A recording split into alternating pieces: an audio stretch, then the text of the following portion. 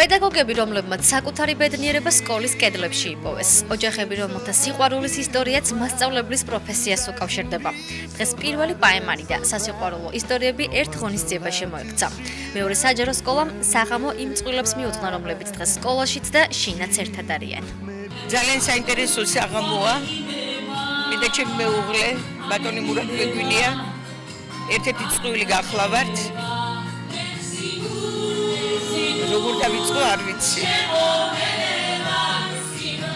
21 წლის მოვედი სკოლაში და არ გავიცანი ჩემი მეუღლე.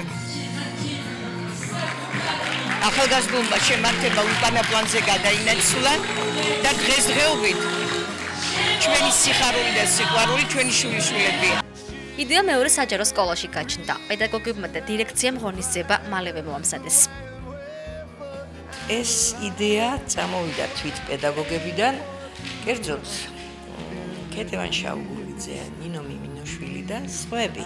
რა თქმა უნდა, დირექციამ აიტაცა ეს იდეა, ძალიან მოგვეწონა, სასწრაფოდ მონახეთ, გადავათვალიერეთ წყვილები, ვინც ჩვენს ქალაქში მოღვაწეობენ, წვლილი პედაგოგები, ჩვენ სკოლაშიც არიან, რა თქმა უნდა. ყველას გვახსოვდა ზოგის თვალწინ გაიარა ამ ოჯახების შექმნა.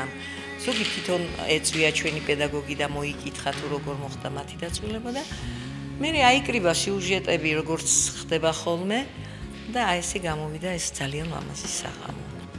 დღევანდელ ღონისძიებას დაოჯახებული 11 წყვილი პედაგოგი ესწრებოდა. ისინი სიყვარულმა გააერთიანა და ეს ის შემთხვევაა, როცა 1+1 ყოველთვის არ უდრის 2-ს.